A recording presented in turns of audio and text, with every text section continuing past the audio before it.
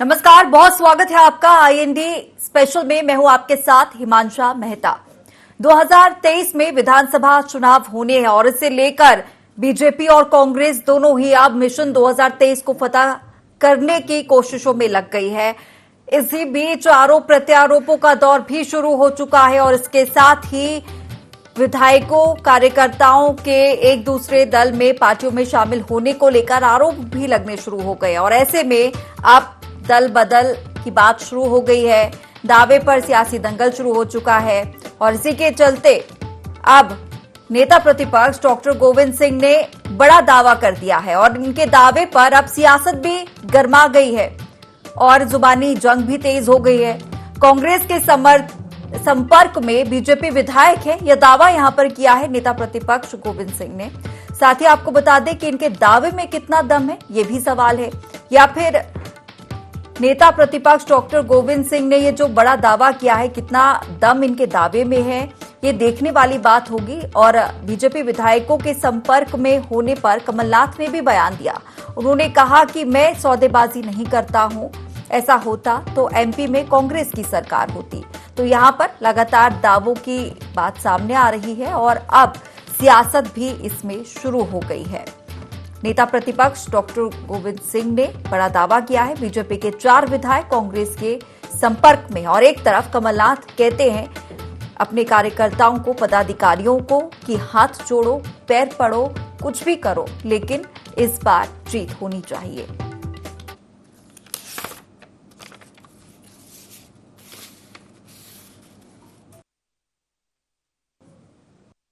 Bharatiya Janata party की तलवार उन पर नहीं चलाना चाहता, लेकिन मेरा जीवन में मैंने कभी झूठ नहीं बोला और हमसे संपर्क किया था कि हम यहाँ पछता रहे, गलत हमारे फंस गए, हमें धोखाधड़ी करके यहाँ हमें बुला लिया।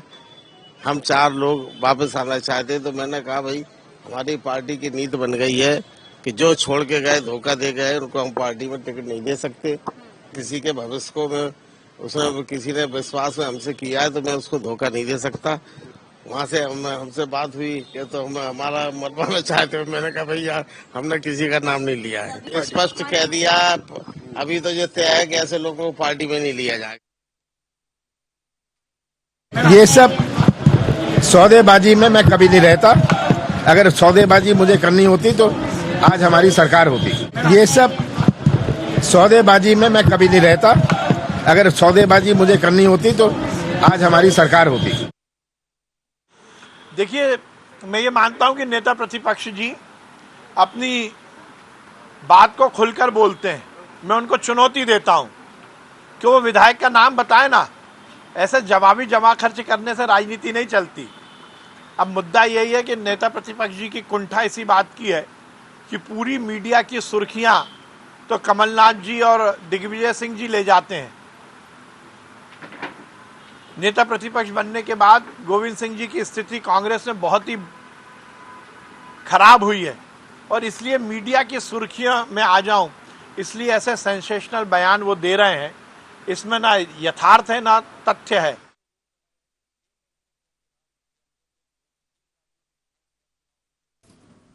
नेता प्रतिपक्ष डॉक्टर गोविंद सिंह और इसके साथ ही कमलनाथ और इसके साथ ही मंत्री विश्वास सारंग, तीनों के बयान आपको सुनाए। जिस तरीके से यहां पर बीजेपी के 4 विधायकों के कांग्रेस में आने की बात सामने आ रही है, उन्होंने कहा है और साथ ही ये भी कहा है, ये भी जानकारी सामने आ रही है कि पीठ में छुरा घोंपने वालों के लिए पार्टी में कोई जरूरत नहीं है। हमारे साथ स्टूडियो से कांग्रेस प्रवक्ता आनंद जाट जुड़ गए हैं।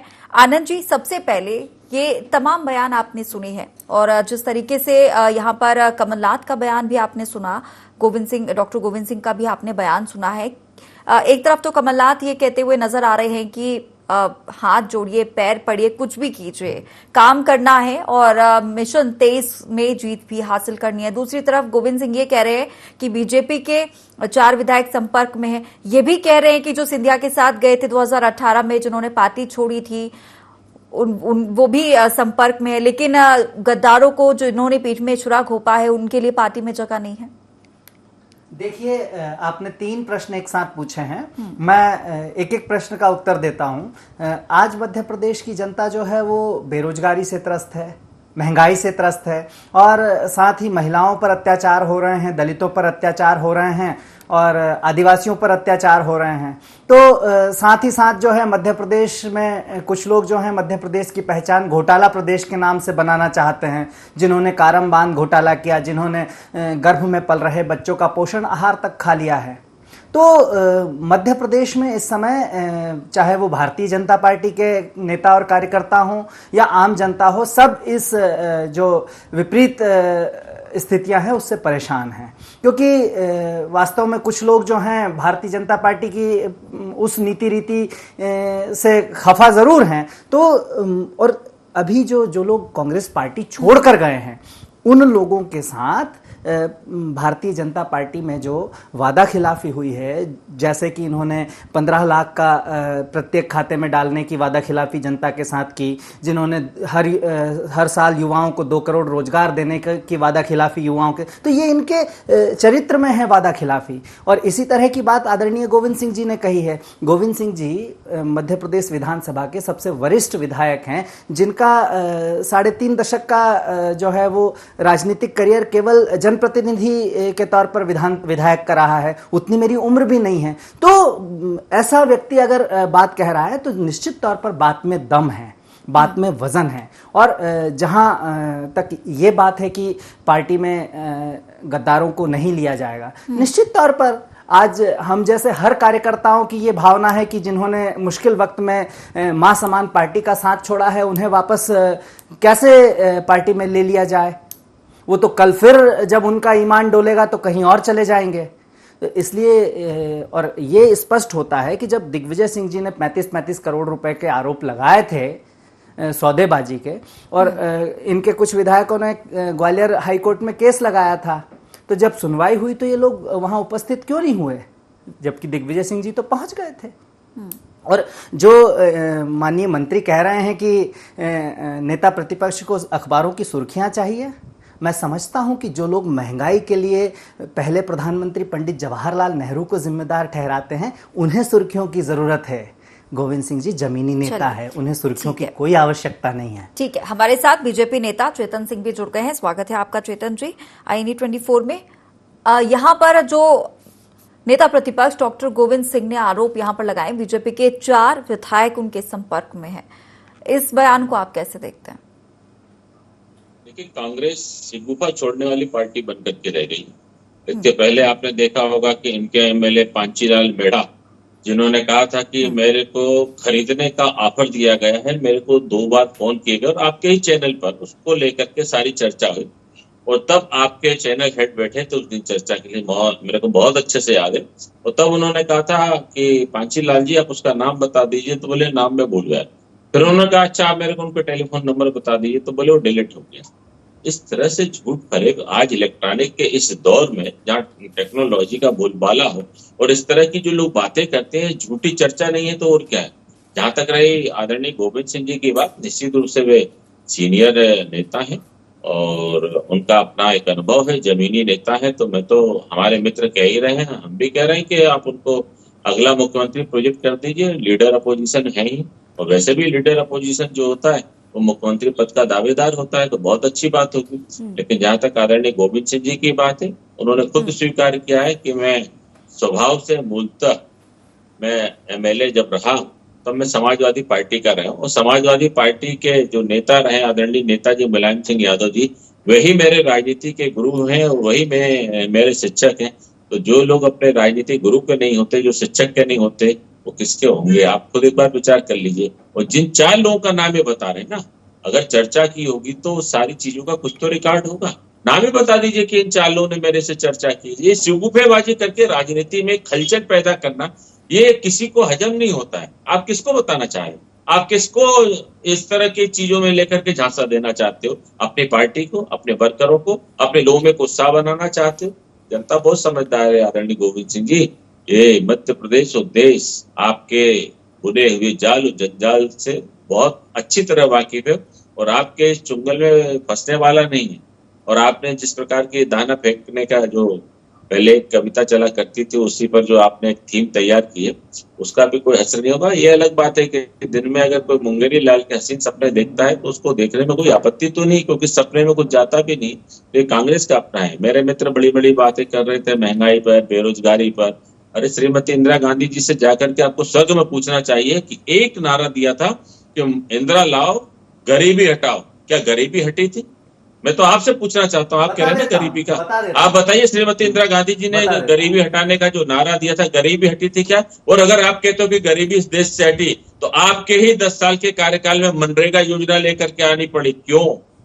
गरीबी रेखा की योजना क्यों लेकर के आनी पड़ी? गरीबी रेखा का राशन कार्ड क्यों जारी करना पड़ा? अगर देश में गरीबी नहीं है तो आपको स्वीकार करना चाहिए कि ये सब बोगस है। चलिए और ठीक अगर है, बोगस भी है यहाँ तो इसकी पर शुरुआत आनंद जी आपने मैं की है। ये जानना चाहूंगी आपसे, ये जो दावा यहाँ पर गोविंद सिंह जी ने किया है, कितना दम यहाँ पर उनके दावे पर है? सबसे बड़ा मुद्दा ये।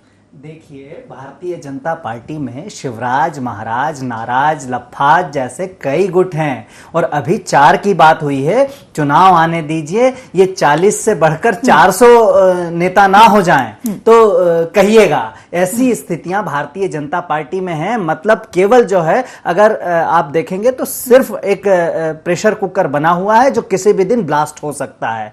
तो चुनाव आने दीजिए। और जो बातें कही आदरणीय चेतन सिंह जी, बड़े भाई हैं मेरे, उन्होंने गरीबी हटाने की बात कही।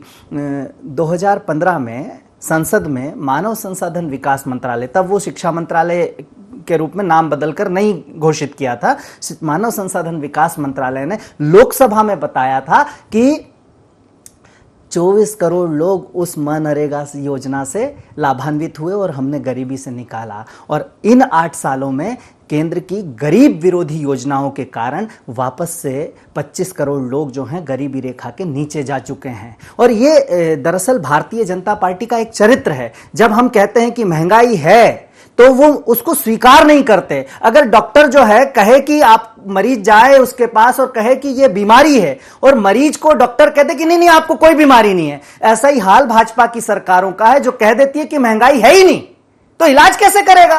भाई मैं तो प्याज ही नहीं खाता, मैं तो लहसुन ही नहीं खाता, कल को कह देंगे मैं तो गेहूं का आटा भी नहीं खाता, तो क्या आम आदमी काजू का ही आटा खाए क्या? मशरूम की ही सब्जी खाए क्या? मतलब स्वीकार तो करो भाई, सत्ता में हो तो जिम्मेदारी निभाओ ना कि हमने ये वादा किया है। भाई 2 करोड़ रोजगार हर साल देने का वादा किया था या नहीं किया था? तो यहां प्रश्न ये है, आप कह देते हो कि अपराध भी नहीं हो रहे हैं, जबकि मध्य प्रदेश में एनसीआरबी का डाटा जो केंद्र सरकार के अधीन आता है वो कहता है कि नाबालिग बच्चों के ऊपर रेप के मामले जो है वो पूरे मध्य प्रदेश में, पूरे देश में सबसे ज्यादा है। तो यहां पर स्वीकार कीजिए ना कि हमने ये यहां कुशासन फैला रखा है, यहां घोटालेबाज की सरकार है और मिस्टर घोटाला भ्रष्टाचार के प्रतीक हैं, और इस बार मध्य प्रदेश की जनता जो है उन्हें जवाब देगी। चलिए ठीक है, वरिष्ठ पत्रकार भी हमारे साथ जुड़ गए, सुरेश शर्मा। बहुत स्वागत है सुरेश जी आपका IND 24 में। सुरेश जी, अब दोनों ही बयान आपने दोनों ही पार्टियों के सुने होंगे, जिस तरीके से नेता प्रतिपक्ष डॉक्टर गोविंद सिंह और इसके साथ ही कमलनाथ, और यहाँ पर चिकित्सा शिक्षा मंत्री विश्वास सारंग ने भी बयान दिए हैं यहाँ पर, क्योंकि मिशन 2023 दोनों ही पार्टियों को जीत हासिल करनी है, इसमें दावेदारी यहाँ पर शुरू हो गई है। बयान यहाँ पर डॉक्टर गोविंद सिंह जी ने दिया है, जिस तरीके से यहाँ पर बीजेपी के 4 विधायक उनके संपर्क में, हालांकि उन्होंने ये भी कहा कि वो नाम नहीं बता सकते, लेकिन एक तरफ कमलनाथ ये कहते हैं कि हाथ जोड़िए, पैर पड़िए, कुछ भी कीजिए, 2023 को जीत दिलानी है। कितनी इनकी जो दावेदारी है नेता प्रतिपक्ष की, कितनी दमदार यहाँ पर इसे देखा जाए? नहीं, इसमें कोई शक नहीं है कि नेता प्रतिपक्ष दमदार व्यक्ति हैं, राजनीति में बहुत पुराने हैं, उनका अनुभव है, उनके लोगों से संपर्क है, और कांग्रेस से जो लोग टूट करके गए थे वही लोगों उनसे मिल रहे हैं, ऐसा वो खुद ही कह रहे हैं। तो इसलिए उनसे मुलाकात होना ये एक अलग बात है, क्योंकि अब कौन 1 साल भर के लिए चुनाव कराएगा? तो यदि कोई जाएगा भी तो वो चुनाव के समय जाएगा, तो आज से माहौल बनाने की आवश्यकता क्या है? और फिर थोड़ी सी देर बाद खुद ये कह देते हैं कि नहीं नहीं हमने मना कर दिया कि नहीं भाई आपको हम नहीं लेंगे। जब आप नहीं लेने की कह चुके हो तो फिर आपके यहाँ आने तो चाय पीने आए होंगे। अब नेता प्रतिपक्ष के यहाँ तो सत्ता पक्ष के विधायक भी जाते हैं और कांग्रेस के विधायक भी जाते हैं, यानी विपक्ष के विधायक भी जाते हैं। तो कोई किसी के यहाँ जा देने से अब मैं भाजपा कार्यालय में चला जाऊंगा तो मैं भाजपा का हो गया, और कांग्रेस कार्यालय में चला जाऊंगा तो कांग्रेस का हो गया क्या? ये केवल राजनीति की सुगुफेबाजी है। जिनको छोड़ के जाना था वो सरकार में से छोड़ करके चले गए। अब वो इतना बड़ा दोबारा साहस थोड़ी दिखाएंगे कोई भी अपने नेता के बिना सरकार में से छोड़ करके और विपक्ष में हो जाएगा। ये तो राजनीतिक सुगुफेबाजी के अलावा कोई बहुत ज्यादा दमदार बात नहीं है।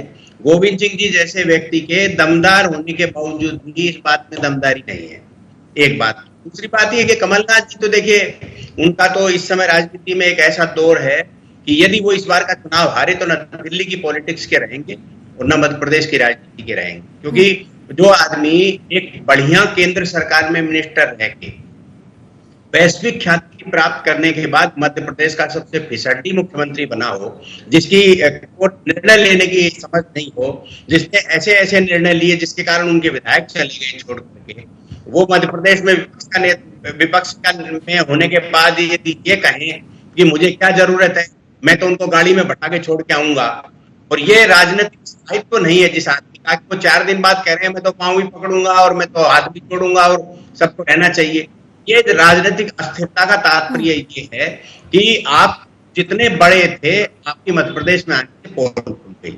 तो ये एक बहुत राजनीतिक विश्लेषण का विषय है। ये मैंने राजनीतिक विश्लेषण किया है, इसलिए मध्य प्रदेश की पॉलिटिक्स में इसमें कोई शक संदेह नहीं है कि महंगाई के कारण जनता में आक्रोश है। जनता के आक्रोश को बुनाने की ताकत कांग्रेस में होगी तो कांग्रेस सरकार के करीब जा सकती है, इसको कोई नहीं रोक सकता। और यदि महंगाई के संबंध में जो आक्रोश है उस आक्रोश को शांत कर लेगा तो भाजपा को हटाना मुश्किल है। ये दोनों चीजों का अभी है। यदि जो जिसमें मैनेज कर लेगा, जिसके कार्यकर्ता आगे बढ़ जाएंगे, जिसके कार्यकर्ता जनता के पास संपर्क कर लेंगे, वो जीत जाएगा। नेताओं के बयान टीवी चैनल पर जो बोल देना और जनता अखबारों के अंदर जो बोल देना, उससे कोई जनता प्रभावित नहीं होती। आपको जनता के बीच में जाके काम करना पड़ेगा, जनता की समस्या के आधार पर आपके उनके मानस को बदलना पड़ेगा, तब आप कहेंगे। आप बहुत अच्छी व्याख्या कर सकते हैं। अभी मैं झटके में बोल देता हूं कि साहब वो हमने भारतीय जनता पार्टी वालों ने 5 करोड़ लोगों को रोजगार दिया और अशोक गहलोत जी ने 10 करोड़ लोगों को रोजगार दिया है। कहाँ है वो लोग? कोई लिस्ट लेके बैठा है क्या? तो ये बयान टीवी पे बैठ करके दे देना बड़ा सरल लगता है। आप देखिए, मैं अभी वहां गया था अपने झारखंड के दौरे पर, ये पत्रकार यूनियन के काम से। तो मुझे वहां पत्रकारों ने कहा कि बच्चियों के रेप के मामले में झारखंड सबसे आगे। फिर दूसरा मैं गया, अभी राजस्थान जाके आया हूँ। वहां राजस्थान में मुझे लोगों ने कहा कि यहाँ के अखबारों की कतरन दिखाई कि राजस्थान बच्चियों से रेप के मामले में सबसे आगे। मध्य प्रदेश में जब मैं बैठा हूं तो अभी भी मैं हमारे आदरणीय भैया से सुन रहा था कि मध्य प्रदेश नंबर 1 है। हर विपक्षी दल, आप छत्तीसगढ़ में चले जाइए, मैं गया नहीं हूं, छत्तीसगढ़ में आप चले जाइए, वहां का विपक्ष का जो व्यक्ति होगा वो कहेगा कि साहब वो तो केंद्र सरकार की एजेंसी के आंकड़े बता रहे हैं। आपकी पूरी बातों की प्रतिक्रिया हम ले लेते हैं आनंद जी से। अब क्या कुछ आनंद जी आप कहेंगे अब यहाँ पर जो कुछ वरिष्ठ पत्रकार ने कहा है? तो मुझे लगता है कि मध्य प्रदेश में निगम मंडल में नई नियुक्तियां होने वाली है और शायद सूचना आयुक्त के पद भी खुलने वाले हैं।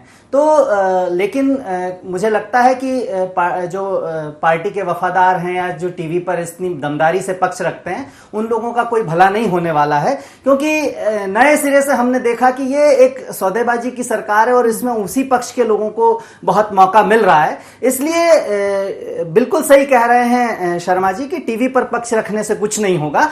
तो आज ये प्रश्न ये नहीं है एनसीआरबी का डाटा क्या कह रहा है, मैं उस पर बात करता हूं। और चूंकि मैं मध्य प्रदेश का प्रवक्ता हूं इसलिए मध्य प्रदेश की बात करता हूं। अगर मैं यहां देश के प्रवक्ता की हैसियत से होता तो फिर भारतीय जनता पार्टी की असफलताओं की इतनी लंबी फहरिस्त है जिसे यहां आकर बोलूं तो मेरे ख्याल से आधा घंटा कम पड़ जाएगा। चलिए ठीक है। चेतन जी क्या कहेंगे, क्या लगता है? यहाँ पर दावेदारी की बात की जा रही है और अभी धीरे धीरे जैसे जैसे समय बीतेगा चुनाव नजदीक आते जाएंगे और ये दावेदारियां और भी बढ़ती जाएंगी। दावेदारियां भारतीय जनता पार्टी में स्वतः ही जमीन से चल करके आती है। यहाँ पर कोई पैरासूट से या छतरी से नहीं उतरता है। हमारे मित्र भी कह रहे थे कि भारतीय जनता पार्टी में 100 गुट, 400 गुट, 500 गुट।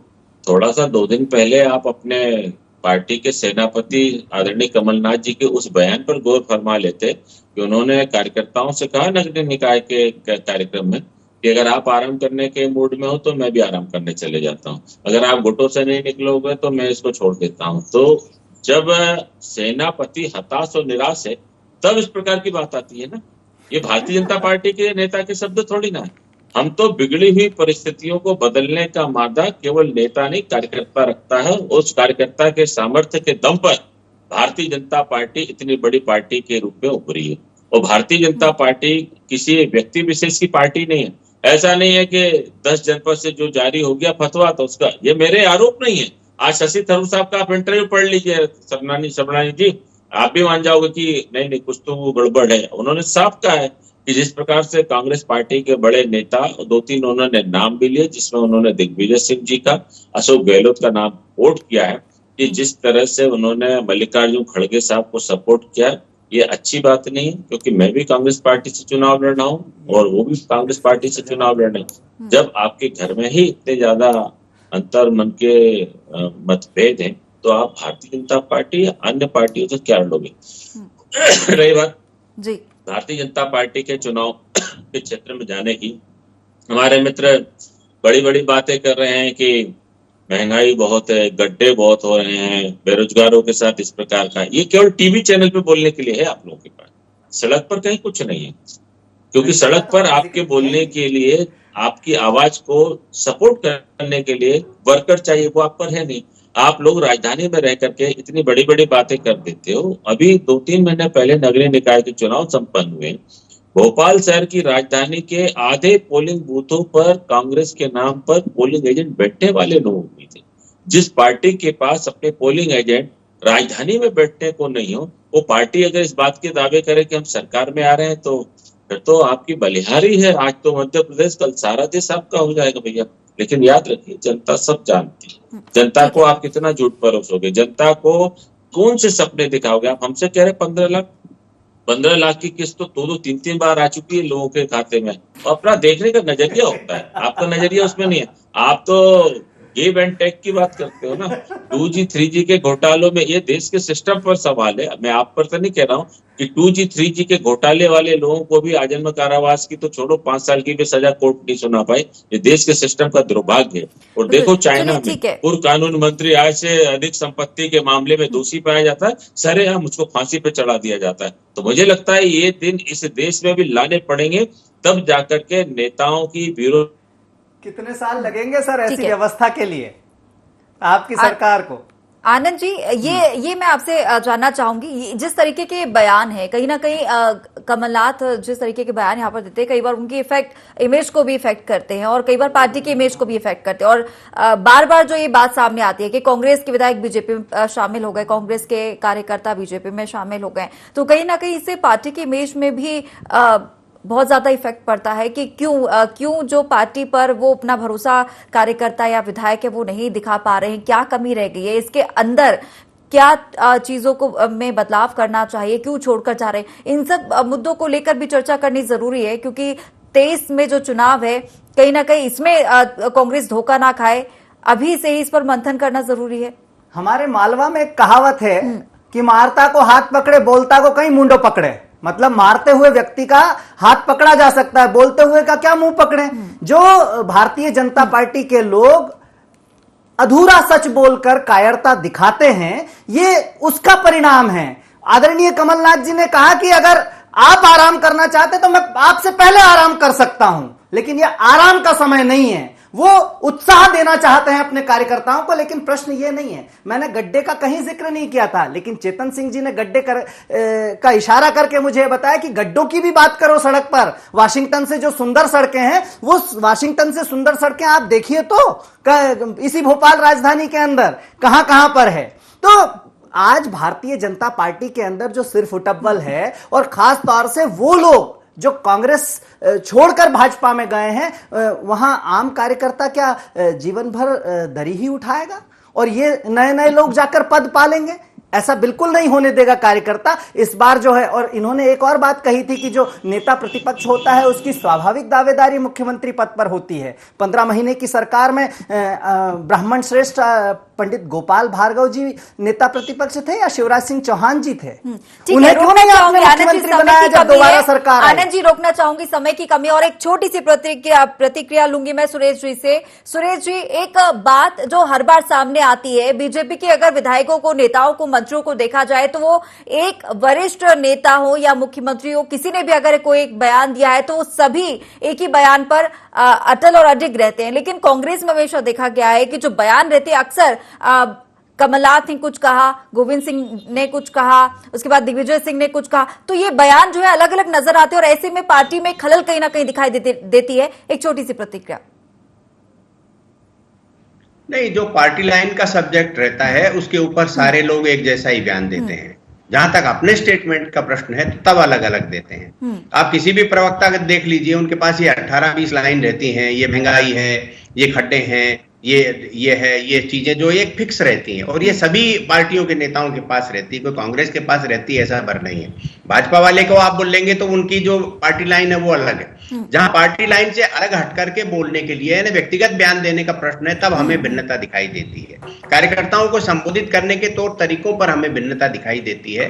राजनीतिक गुटबाजी अलग बात है, लेकिन बयान में गुटबाजी दिखती हो ऐसा नहीं। हाँ, एक बार जरूर हमको दिखी थी जब दिग्विजय सिंह जी धरना दे रहे थे किसानों को लेकर के और कमलनाथ जी मुख्यमंत्री जी के साथ आधे घंटे ठीक है सुरेश जी, माफी चाहूंगी, आपको इंटरप्ट कर रही हूं। यहाँ पर समय की बहुत ज्यादा कमी है और अब जिस तरीके से यहाँ पर मिशन 2023 की जीत हासिल करनी है और अब विधायकों के पार्टी बदलने को लेकर भी जो बयानबाजियां हैं वो सामने आ रही है। और अगर बात की जाए तो नेता प्रतिपक्ष डॉक्टर गोविंद सिंह ने ये कहा है कि बीजेपी के 4 विधायक हमारे संपर्क में, नाम नहीं लेंगे। और इसके साथ इन्होंने ये भी कहा कि पीठ में छुरा खोपने वालों के लिए पार्टी में अब कोई जगह नहीं है। तो तमाम ये बयान अब आ रहे हैं और मिशन 2023 कांग्रेस कैसे देखती है, किस तरीके से जीत हासिल करती है, ये भी देखना होगा।